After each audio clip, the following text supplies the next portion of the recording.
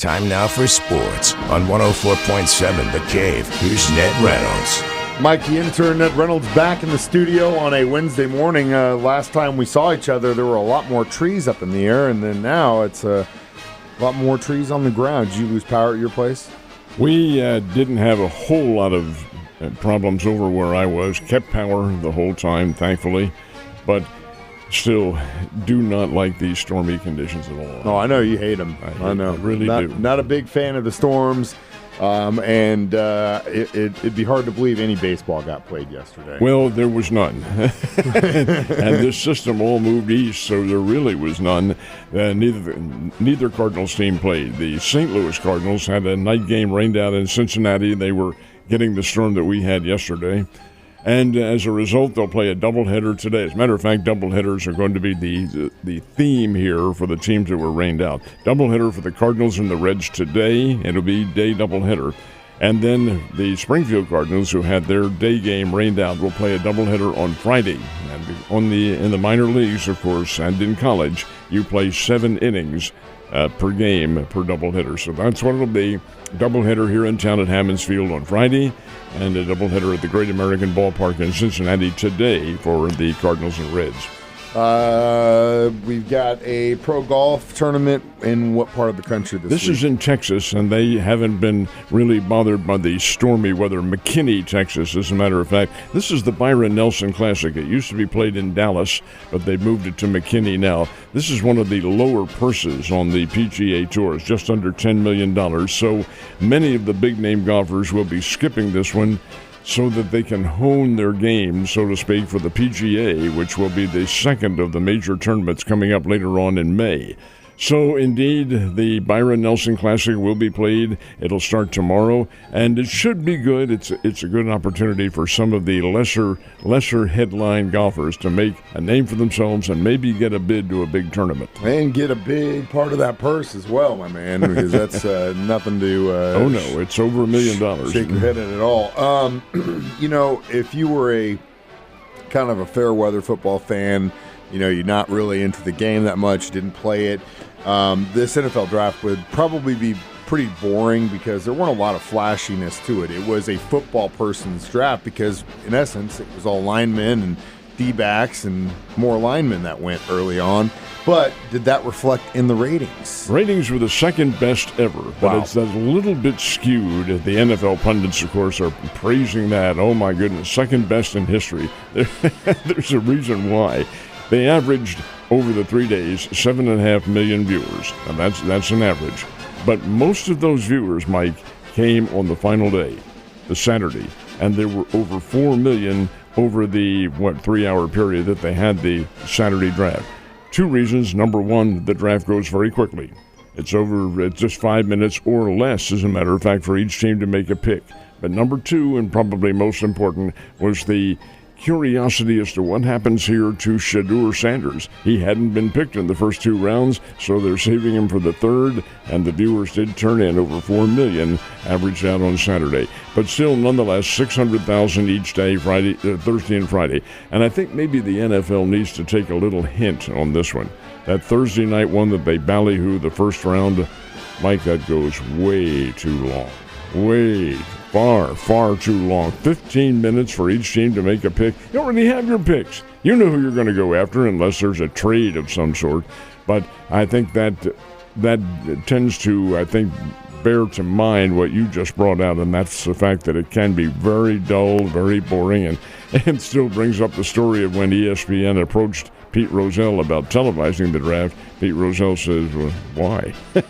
It's guys sitting around at a table on a telephone. Anyway, they went ahead and did it, and now it's because of the TV. It is now a grand production, but they might want to think about shortening that Thursday. Well, and that's the thing. You watch it, and nothing frustrates me more than seeing the pick is in the bottom right corner of the screen for 5 minutes before Raj gets out there and decides to tell us who it was. So, yeah, it's not the team's fault. But also, I think it's hilarious to me that 32 owners decided, this kid might be a bad apple. Let's stay back.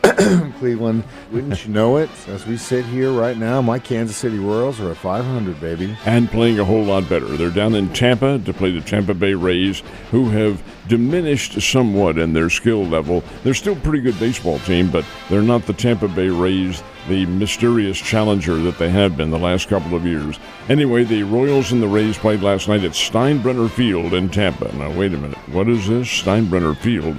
That's the minor league field for the Tampa Tarpons. That's the New York Yankees Class A ball club.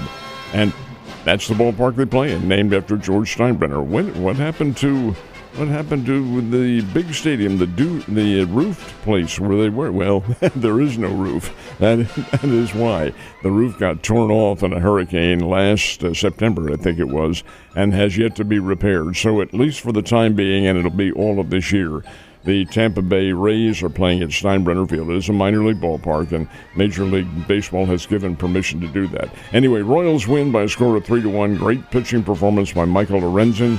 Gave up 1 run and 4 hits in 6 innings, pitched very well, had Tampa Bay completely under control, and a good win for Kansas City. And the Royals are, Mike, as you just mentioned, playing a whole lot better baseball and coming on. They're a good team. Are they a great team? Probably not yet, because they still have some tinkering to do with their lineup, but they are very good.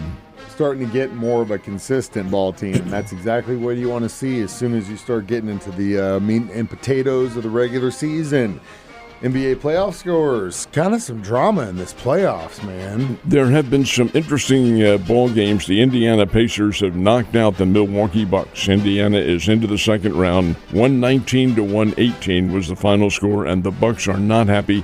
This is the third year in a row that a former NBA championship team has been knocked out. The Bucks have been knocked out in the first round, and Giannis Antetokounmpo is very unhappy, and he has a feeling he may be gone from the Bucks. He's blaming them for this failure by the team. Anyway, the Bucks are out of it. Pacers are in. New York Knicks and the Detroit Pistons. The Pistons have come out of nowhere, and that series, they're still alive. New York leads at 3-2, but the Pistons won last night at Madison Square Garden 106-103. Boston Celtics have eliminated the Orlando Magic. It was the Celtics 120, the Magic 89, and in really the most physical of all the contests, the Denver Nuggets and the Los Angeles Clippers. The Nuggets win it by a score of 131-115, and the Nuggets, a former NBA champ, are now in the lead in that series 3-2. But I'll tell you, the Clippers are pretty doggone good. Yeah, and they made them look a little shaky there in the beginning of that series. So we'll have to wait and see what happens there. They're not done yet. A former Cardinal is recovering from a pretty horrible accident. Really was. This is Paul DeJong, about whom we're talking. He's with the Baltimore Orioles now. And last week, he got hit right in the face by a pitch. I mean, right in the face. It was a 93-mile-an-hour fastball, and nothing blocked it. He didn't get the bat up in time, didn't turn his shoulder in time, and the ball hit him right in the face. Well, you can imagine what the injuries were: fractured nose and a fractured orbital bone and so forth and so on. He had extensive facial surgery yesterday in Washington, D.C., and is said to be recovering. As a matter of fact, the doctors have put a time label, so to speak, on his recovery period, and it'll be about 2 months. But they took a picture of him in the hospital bed, and of course he has his thumbs up, and he has his family surrounding him. Oh, boy. He is swollen and bruised, as you might expect. That's really a tough injury to have. Anyway, DeJong says, hey, I'll be fine. I'll get over it. He was always a gutsy ball player when he was with the Springfield Cardinals and with the St. Louis Cardinals, and we wish him nothing but the best. Yeah, it did not look pretty when that happened at all, Ned. You have a great day, and I will see you tomorrow.